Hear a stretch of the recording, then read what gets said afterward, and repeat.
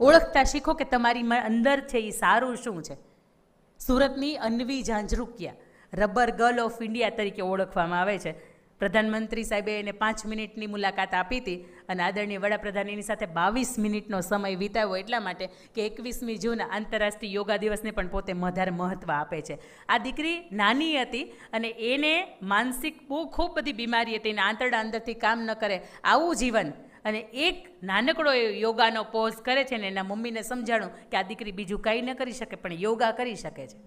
અને એ પછી એને યોગાની અંદર એટલું બધું આગળ લઈ ગયા કે બાલશ્રી એવોર્ડ, બાળ પ્રતિભા એવોર્ડ મોદી સાહેબના હસ્તે એ 13 વર્ષની દીકરીને મળે છે. એ 13 વર્ષની દીકરીને આજે મંચ ઉપર લાવી હોય ને તો સાહેબ એને ડાયપર પહેરાવવું પડે, કારણ કે એને માનસિકતા એટલી બધી કામ નથી કરતી કે જે સમયે હું ક્યાં ઊભી છું, મારું શું થાય છે. એને 3 મિનિટની અંદર, જેની પાસે બુદ્ધિ નથી એને કહેવામાં આવ્યું તારી આ પરીક્ષા છે અને 3 મિનિટની અંદર તારે 18 આસન 18 યોગા કરીને બતાવવાના છે. એ છોકરીએ બતાવ્યા. જેની પાસે મગજ નથી એને ખબર પડે છે કે મારા માટે સારું શું છે, કે મારી અંદર સારું શું છે. તમને પણ ખ્યાલ આવે કે મારી અંદર સારું શું છે. Justify what's good in you. એના પછી કે નોલેજ શેરિંગ, નોલેજ અપડેટ. આપણી ઘરની અંદર આપણે ગોળો હોય ને એની અંદર ભરીએ તો આપણે ગાળીએ, હા કે ના? એટલા માટે કે દુર્ગુણ જે વધારાનો કચરો હોય અંદર ન આવે. તો મનની અંદર પણ જ્યારે કોઈ વિચાર આવે ને ત્યારે એને ગાળીએ કે જે મારી પાસે જ્ઞાન છે ને એની અંદર વધારો થાય, કંઈક એવો પ્રયત્ન કરું. કેટલા અહીંયા એવા છે કે જે ન્યૂઝપેપર રોજ ના વાંચે છે. અહીંયા આપણે ભૂલ કરીએ છીએ. કોમ્પિટેટિવ એક્ઝામ આપવા માટે નીકળ્યા છો તમે અને ભવિષ્યમાં કરંટ અફેર એ સૌથી મોટામાં મોટો ને હાર્ડમાં હાર્ડ ક્વેશ્ચન હોય. રોજનું ન્યૂઝપેપર તો વાંચીએ તો બની શકે કે આપણે સંકલ્પથી સિદ્ધિ સુધી જવું હોય તો આપણી પાસે જ્ઞાન હોવું ને એ જરૂરી છે. તમારી પાસે કંઈ ન હોય ને, બધી જેટલી પણ વસ્તુ છે ને એની ઉપર કાટ લાગે, પણ આ બુદ્ધિની જે ધાર છે ને એને કાટ ન લગાડવો હોય ને તો એની અંદર રોજ થોડાક નોલેજનો વધારો કરતો જવાનો. એના પછીનો L, બી લોયલ. જે અહીંયા ગગજીભાઈએ વાત કરી કે મારી દીકરીઓ અહીંયા આવી છે ત્યારે બહુ ગર્વ થાય કે કદાચ આજની દીકરીઓ માટે સ્પેશિયલ સેમિનાર રાખવા પડતા હોય. તમને ખબર છે કે તમે કોણ છો ને શા માટે અહીંયા આવ્યા છો. મારે તમને એ વાત કરવી છે કે 1875ની અંદર અંગ્રેજો પહેલી વખત ભારતની અંદર આવ્યા હતા.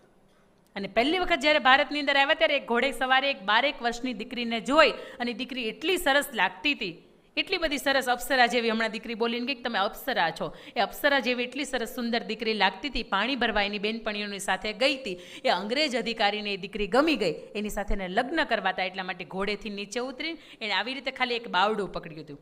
એ દીકરીના 1875ની વાત કરું છું. એટલે એ સમયે સગપણ નક્કી થઈ જતા હતા. એ દીકરીનું સગપણ નક્કી થઈ ગયું હતું.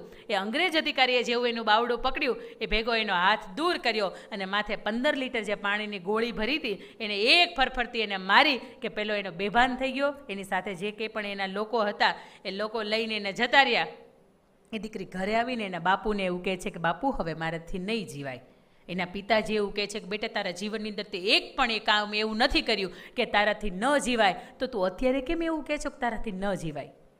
ત્યારે એ દીકરી એવું કહે છે કે પેલો ગોરેજ અંગ્રેજ અધિકારી છે ને એણે મારું બાવડું પકડ્યું હતું અને મને એટલી ખબર પડે કે મારો હાથને, મારો પરપુરુષ કોઈ મારા હાથને સ્પર્શ કરે કે મારા શરીરની સામે કોઈ અવળી નજરથી જોવે ને તો મારથી જીવાય નહીં. તમે મારી જેની સાથે સગપણ નક્કી કર્યા છે ને એનું નામ નાનકો હતું, એને તમે સંદેશો મોકલો. કાં તો એ અધિકારી છે ને એને મારે, એના લોહીની અંદર મારી ચૂંદડી ડૂબોડે અને પછી મને મંડપમાં ઓઢાડે, અને અથવા તો મને ઝેરનો કટોરો મોકલે કે મારે અહીંયા પી જવું છે ને મરી જવું છે. અને ઇતિહાસ સાક્ષી છે કે 1875ની અંદર એ દીકરીના જ્યારે સગપણ થયા, લગ્ન થયા, ત્યારે નાનકાએ એ ગોરા અંગ્રેજ અધિકારીને માર્યો હતો, એના લોહીની અંદર ચૂંદડી ડૂબોડી હતી અને પછી આ દીકરીને ઓઢાડી હતી. આ પ્રામાણિકતામાં મારે તમને એ કહેવું છે કે 12 વર્ષની દીકરીને ખબર પડે કે મારી સામે કોઈ મને કોઈ ખરાબ નજરથી કોઈ સ્પર્શે તો મારાથી જીવાય નહીં. તો આજ 22-25 વર્ષની દીકરીને ન ખબર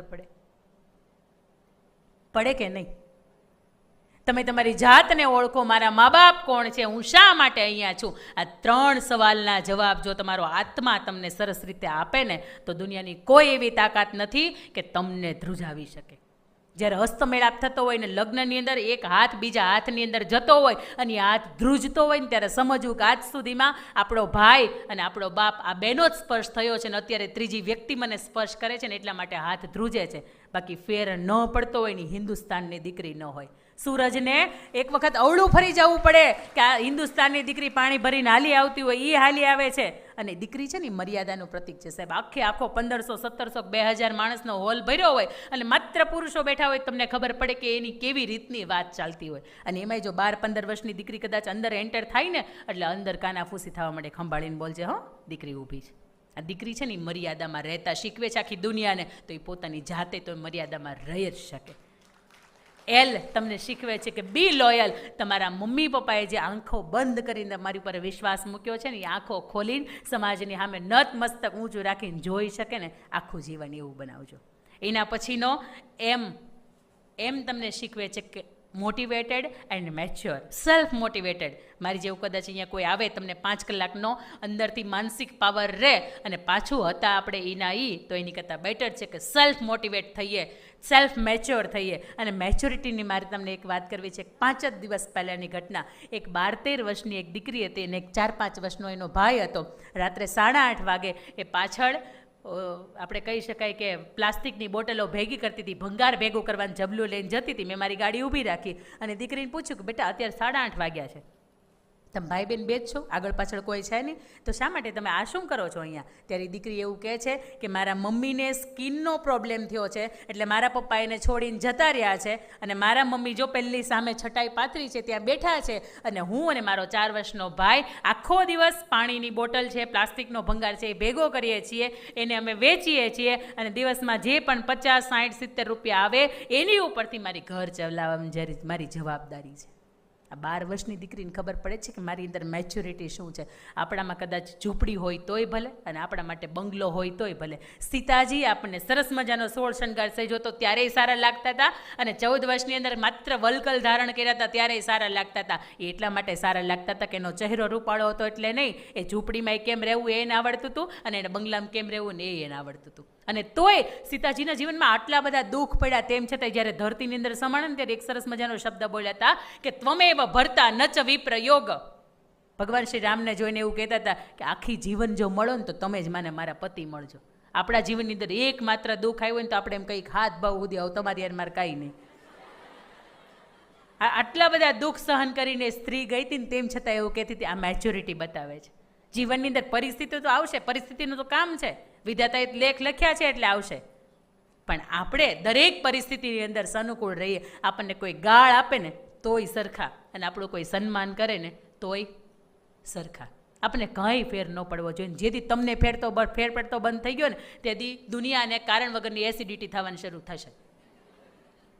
પણ તમને ફેર પડતો બંધ થવો જોઈએ. તો તમને કોઈ ખીજાઈ જાય તો રડવા માંડવાનું, તમને કોઈ બે તિરસ્કારના શબ્દો કહે તો ડિપ્રેસ થઈ જવાનું. એટલે ભાઈ કાંઈ ફેર ન પડે. મને અહીંયા કોઈક આવીને કોઈ ખીજાઈ જાય તો શું થાય? રિએક્ટ નહીં કરવાનું, નીચે ઉતરી જવાનું, બે જવાનું. એ 5 મિનિટ પૂરતા જે આસપાસના લોકો હોય ને આખી દુનિયાની સામે, દુનિયાના મંચ ઉપર ક્યાં તમે ખરાબ થયા છો? તમને ખબર છે તમે સારા છો, દેટ્સ ઇટ. મેચ્યોરિટી એમ તમને શીખવે, self motivate and maturity. An nation's lover, દેશ પ્રેમી બનો. માત્ર 15મી ઓગસ્ટે 26મી જાન્યુઆરીએ ધજાને આપણે ફરકાવીએ, રાષ્ટ્રધ્વજને, આપણે એમ કહીએ કે તિરંગો તમારી આન બાન ને શાન, આટલું જ નહીં. પણ જ્યારે ભવિષ્યમાં તમે કોઈ બિઝનેસમાં જાઓ છો, જ્યારે કોઈ નોકરીની અંદર જાઓ છો, ત્યારે સરસ મજાનો જે રાષ્ટ્ર માટેનો પ્રેમ તમારે સાબિત કરવાનો છે એટલે એ ટેક્સ ભરવાનો છે. સંકલ્પ કર્યો કે મારે સરસ મજાના 1 વર્ષની અંદર 1 કરોડ રૂપિયા કમાય એવો ધંધો કરવો છે, પણ જો તમે નેશન્સ લવર નથી, રાષ્ટ્રપ્રેમી નથી, ટેક્સ ભરતા નથી, તો આ ઈડીના દરોડા ગમે ત્યારે પડી શકે છે અને તમે જે સફળતા જવા માગો છો ને એ સફળતા બની શકે કે 24માં દાદરાથી જ પાછું આવી જવું પડે, 26 સુધી જ તમે પહોંચો નહીં. નેશન્સ લવર એમ નથી. અને બીજી વાત કે રાષ્ટ્રની સંપત્તિ જેટલી પણ છે, હમણાં સાહેબે સરસ વાત કરી હતી ને કે અહીંયા અમારી દીકરીઓ એવી છે કે એક પણ જાતના ફર્નિચરનો બહુ સરસ રીતે ઉપયોગ કરે છે, બગાડતી નથી. કારણ કે આપણને ખબર જ છે કે આપણા ઘરે આપણે ધડીંગ કરતું બાવણું નથી પછાડતા, આપણે અહીં ન જ પછાડીએ. હા કે ના? આ નેશન્સ લવર, જે સંપત્તિ આપણી નથી, જે સમાજની છે, જે રાષ્ટ્રની છે, એને નુકસાન પહોંચાડવાની જવાબદારી પણ આપણી નથી. અને કોક નુકસાન પહોંચાડતું હોય ને તો એને કહેવાનું કે વલ્યા ભાઈ તારા બાપાનો બગીચો છે, તારા પપ્પાનો છે કે નહીં, તો ગામનો છે ને તો કે આ ભાઈ મૂકી દે. અત્યારે લીટા કરવાનું, ઝાડપાન તોડવાનું, આજે બધું વધારાનું જે કામ કરે છે ને તો એ બધું બંધ કરી દે. નેશન્સ લવર, આ દેશ પ્રેમ છે તમારી અંદરનો. બાકી તો ધ્વજા તો ગમે એ આતંકવાદીને કોઈક એમ કહો ને કે આલે ધ્વજા ફરકાય. હમણાં રશિયાનું યુક્રેનનું યુદ્ધ થયું હતું ને એની અંદર ઘણા પાકિસ્તાની હતા ને એ તે તિરંગો લઈને નીકળી પડ્યા હતા. હા કે ના? આતંકવાદી હતા તેમ છતાં એને ખબર હતી કે તિરંગો આપણી પાસે હશે ને તો આપણે બચી જાઉં. એના પછી એન પછી તમને શીખવે છે કે ઓપ્ટિમિસ્ટિક. આપણે એમ કહેતા હોય કે સૌથી ખરાબમાં ખરાબ કલર હોય તો એ કાળો, કારણ કે કાળો છે એ અપશુકનનો કલર છે. અને જે કાળા શ્વેત લોકો હોય, જે આદિવાસી સમાજમાંથી આવતા હોય, એનો પણ રંગ એ સિમિલર હોય.